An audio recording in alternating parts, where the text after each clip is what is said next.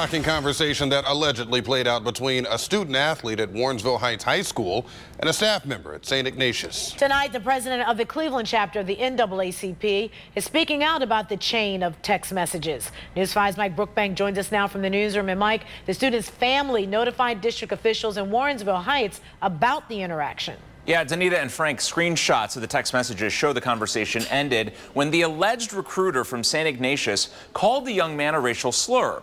Those messages then sent to News 5 by the communications coordinator for Warrensville Schools.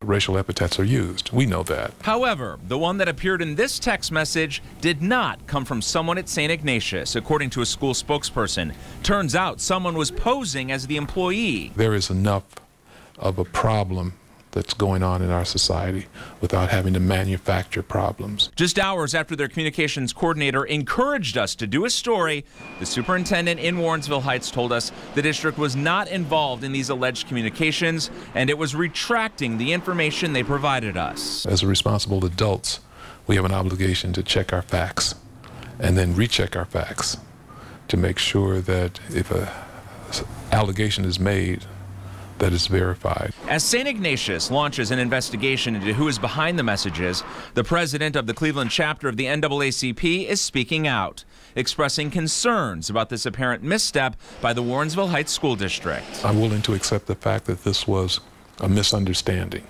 but it does affect the credibility of organizations that are committed to civil rights and civil liberties. James Hardiman tells me this is a reminder for everyone to remain vigilant and mindful as he expects to see more of this in the future. It's very important that if we want to retain credibility, we make sure we know what it is we're talking about before we say something or cry wolf. We do ourselves a disservice unless we check it out thoroughly, verify it, and then recheck it to make sure there's merit to any charge that we receive.